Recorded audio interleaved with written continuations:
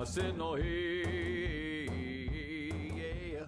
Hey, hey, yeah. I said no, Hi, my name is Matt Gresick, and this is Brick and Mortar hey. Education from the Inside Out. I'm your co-host, along with the Well, come amazing on, everybody, Delegate. take a Hello, I'm Delegate Eric Ebersole. Happy to be here today. Matt and I, both teachers, but we have other interests in education. And today we have somebody with us who has even other interests in education, the inimitable Dr. Josh Michael, who has ascended to the presidency of the State Board of Education, one of the most accessible Board of Ed presidents that I have had the pleasure to work with, and he's doing a great job. Why don't you go ahead and introduce yourself a little bit and just tell us a little bit of your background?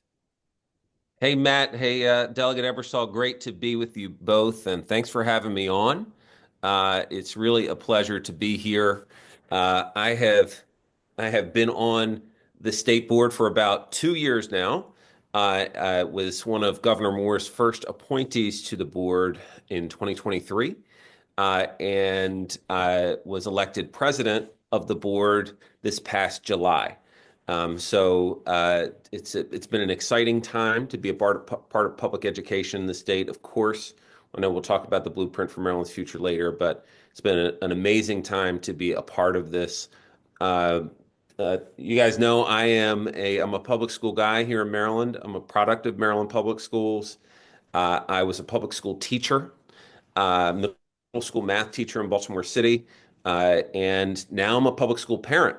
So, Uh, so I and got I got to stop you. One of our running jokes is Matt always brings social studies teachers on, but today I've loaded the room 2-1 in favor of math How teachers. did they get? How did well, they? Yeah. well, Matt, let me give this to you. I am actually both a trained math and social studies teacher. Oh, But you okay. chose to So, teach math. but I spent all of my time teaching math. Yeah, yeah. Yes.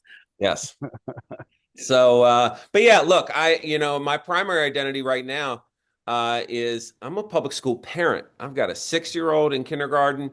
I've got a 4-year-old and a 1-year-old on their way. They're in childcare right now. A lot of people don't know that the State Board of Education also regulates childcare and early childhood education. So something that's near and dear to my heart. So it's been great during the day. I get to work for the Sherman Family Foundation. I lead that foundation with Betsy Sherman and her family, philanthropists in Baltimore, and we're really focused in K-12 education, early childhood education, and support for children and families. So it's an amazing opportunity. And the last known fact: this is not my first term on the State Board of Education, Delegate and Matt. This is actually, I was a student on the State Board of Education Wow. when I was Well, in high school. I don't Uh, think I knew that. Thank you for sharing that. yeah, so like I say, I've been a state board geek for a really long time. I have watched it for a couple decades. So thanks for having me on. We very much honor having a student member of the board. They're all over the place and we love them. They're Yeah. some of the most serious members because they have to overcome a bias against them. People think they might not know what they're talking about. So I think sometimes they work even harder to establish their credibility. Right. And look, we What have do you had. got for us, Matt? Well, the next question we got is pretty much story time. Josh Michael, Dr. President Josh Michael, a guy so nice they gave him first name twice. What's your most difficult, challenging, funniest, or most rewarding moment? In other words, just give us a story that sticks out in your memory in serving on the board or and that experience that encapsulates public education, your dedication to service. Yeah, look, um, I'll give it to you straight. When I came on the board, there were a lot of questions about what direction we wanted to take the State Department, uh, and specifically leadership in the role of superintendent. And I'd say, it was a really important time in the state to figure out, what did we value most in leadership. And I'll say lean on what was the most rewarding moment. Dr. Wright was appointed as interim state superintendent in October of 23. The board went through, a really deliberative process to figure out what was the best next step and next direction for our state. And I got to tell you, like just seeing the ecosystem move from what I call adult problems to get really focused on doing what's right for kids. was just really rewarding. That time period was challenging, right? We had to, there was a lot of public discussion about the future and the direction and how do we get people unified and moving together and just that most rewarding moment so far on the board was Dr. Wright coming in, kind of calming the waters, and again bringing everybody, focused around children, and that's not to diminish anybody else's, efforts and focus and all the hard work they put in, but Dr. Wright's got a special touch. She's been doing this work for quite a while, and she did some amazing work in Mississippi, but that was on top of a decades-long career as an educator here in Maryland. And she just has brought some amazing energy to this state. And like I said, Delegate Ebersole, we were together this week. This state is more focused on investing in public education than any other in the country. And so to match that with a leader who really just fundamentally cares about children and has done the work for decades and has gotten results. It's just been really rewarding. And the good news is she's agreed to be on our podcast too. So we'll be able to pick her brain about literacy writ large in this case. So that's great. And we're all very excited because she has a proven track record in other states. We don't even have to mention what they are because they're not as important as ours, but nonetheless, yes, that's great. They might start with an M. What's that? It might start with an M. Might start with an M, but 8 states start with the letter M. Exactly. I can tell you what percentage that is if you want to know. Oh, gee, Matt, I think we have a call. I hear a call coming in. Oh, that's magic. I always love it when callers call in because it's just nice there's people out there listening and paying attention to all this important education stuff. Hey, caller, how you doing? Hey, how are you? We're fine. Thank you for listening and calling in. What's your name?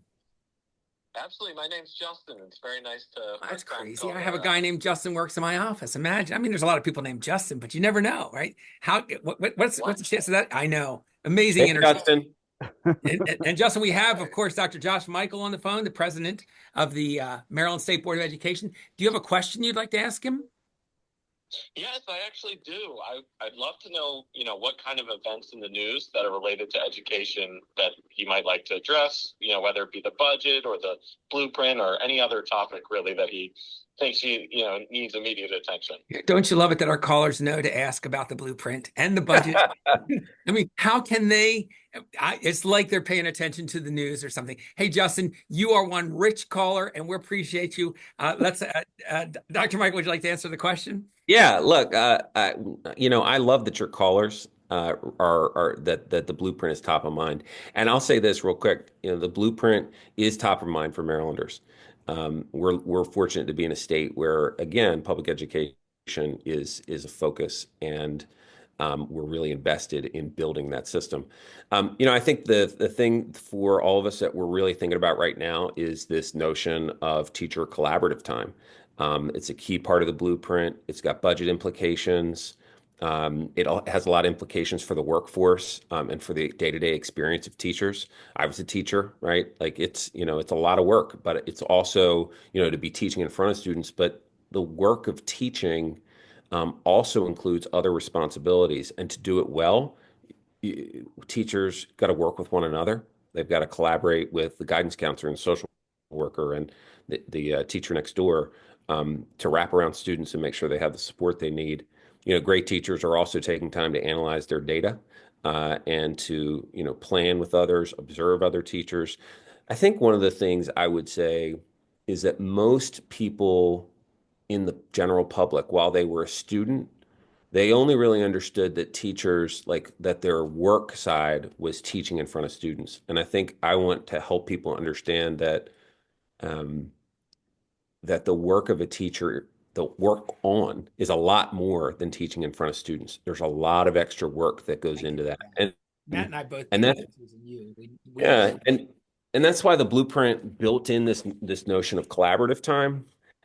We have to make steps to help teachers really have the time and the space to collaborate with one another. I don't know if you know this, but I only ever taught in schools that had extra collaborative time. Wow. I taught in turnaround schools. We had additional funds from the federal government. Um, it was structured a little bit differently than the way the blueprint has it. We worked a little bit of a longer day. We stayed a little bit extra one day a week. I earned a little bit more money. I like when I hear that when the extra work gets compensated. Exactly. But we didn't necessarily have extra teachers, and that's what we're struggling with right now. The blueprint envisioned, we've got 65,000 teachers in the state. The blueprint envisioned after we implement this fully that we have 80, an additional 15,000 teachers. And the challenge we're struggling with, look, we all know we're struggling with the teacher shortage, but we're really struggling with it more than we have in the past. We've got 6,000 conditionally certified teachers. That's 3 times as many as we had when the blueprint was adopted. And while we've made progress on our teacher shortages, we still have 1 in 10 classrooms in the state that are led by a teacher that doesn't yet have a certificate or is covered by a substitute teacher. So from our perspective, we've got to do 2 things at one time. We've got to build the teacher supply so that we can really work on the plan to implement collaborative time as the blueprint envision it. But we also have to get creative. We cannot wait to provide more collaborative time and more time for teachers to work together until the teacher supply goes away. So we got to help principals schedule better. Right. Sometimes it's really like a principal doing creative scheduling on Tuesdays and Thursdays in an elementary school so that math teachers in 3rd, 4th, and 5th grade can get together and not just have the same schedule every day. And it might be also if we can put, using some of the funds that were dedicated for collaborative time, get some pilots up and try to start doing some additional pay for additional time, even if we don't have new teachers in a building. So this is a really important issue. It's important to the profession. We've got to get this right if Maryland's going to be the #1 place for public school teachers to come from across the country. I like the Thanks. fact that Go ahead. Derek. Okay. I No, like no. the fact that you're looking at solutions to help kids. And it's one of those things that I often talk about when I had a co-teacher named Mr. Fischetti, who was actually um, Eric's former student.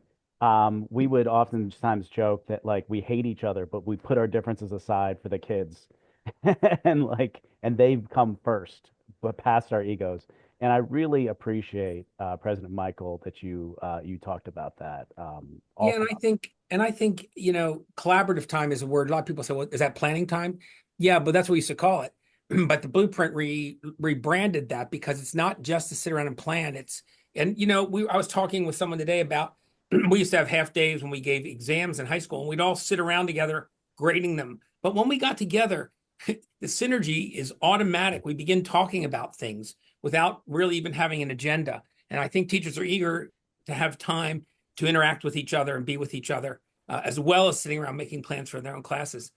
So the collaborative time is important. And real quick, I think everyone who's listening is probably a great educator and understands the blueprint intimately, but in case they don't, typically 20% of your time was for collaboration and for planning, and the blueprint would like it to be 40%. And that's what Dr. Michael's wrestling with here a little bit. And I appreciate that he is. all right. Next question. Let's go into like fantasy here. If you could create your own school in any way you wanted, what will it look like? President Michael.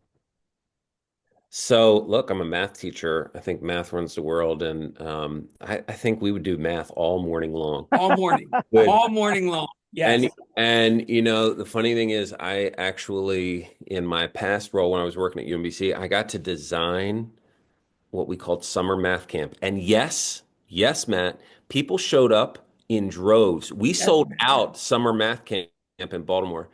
And you know what? I got to design it. And so what we did, we had a math enrichment block. We had a core math block. We had a section of like math advisory where we learned about math in real life and got to tell our math stories. And so I've already got a crack at this, but it's math all morning long. We might do a little literacy in there. Dr. Wright might convince me of that, but it's math all morning long. And then look, in the afternoon, we have opportunities to get outside in the garden, do some work outside and other activities, some STEM activities, different things like that. So I think there are a lot of things. I think a couple other pieces that I would add about this school. Number one, all kids are greeted at the door. They're greeted at the door by the principal. They're greeted by each classroom by the teacher. That's Matt's thing. He does it every day in his classroom. He does every day. Yep. He high fives them and fist bumps them on the way. Every kid's got to feel like that. And there would be a place for families in the school to catch up, to congregate, maybe some volunteers. I think that's a really important piece. I think we, for some legitimate reasons, have really locked down our schools. In a world I'd love to see where families, come and go from the front. I'm not saying in the classrooms all day long, but where the school is a place that's home. It's really a part of the community. I was fortunate to teach in schools like that. And so those are things. And when you walk around, kids would be joyful, right? And but they're also learning. So right. those are let's start things. a school, man. I'm ready. Let's go. All to create. Yeah, let's do it. Let's do it. Let's get this school started. I want to say there are only 17 occurrences of the word math in that answer, and it wasn't quite enough for me. I will also say that when we have Dr. Wright on, that she's a champion of literacy, but she has front of mind math literacy as something she wants to push too. So I know that you're reflecting some of that too, but Matt's, just sitting there. This is obviously only audio, but he's pouting right now. I just want to I'm being ganged up by mathletes. Is what's happening. Delegate Ebersole, I think we could work a math history course in. Maybe Matt could help us with that. What do you think? See. Yes, there are some great math historians. I mean, come on, the big ones back in the day, right? Pythagoras and the whole gang. So, all right, that's a great answer. But I like aside from the math, which is very important. You put a number of other features that a school really should be part of a school culture, and I really like that thought. All right, last question. My turn to ask this one, right, Matt? Yep. Okay, so you went to schools, you worked at schools. Did you ever have a school that had a mascot that you just kind of shook your head out like, it's not a good mascot. That's not and that you thought, if I could fix this mascot, I would make it this instead. All right, so here is a little known fact for our Central Maryland, Ellicott City, Catonsville people. So I'm going to answer this question a little bit differently. Centennial High School is the Eagles, which is great, and everybody's the Eagles.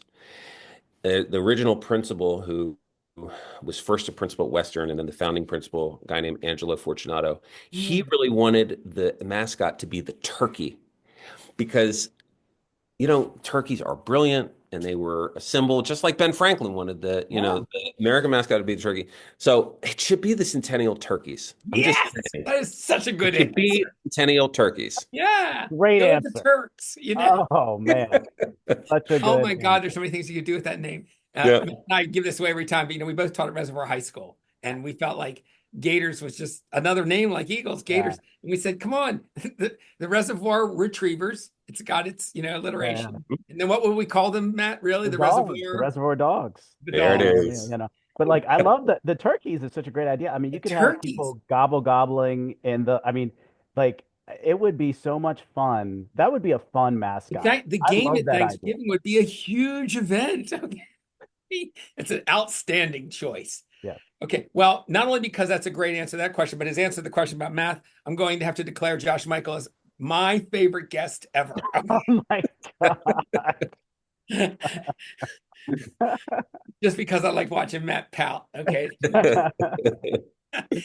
Listen, this is the last time we have a mathlete on this podcast. Yeah, baby, I'm gonna find more. Promise.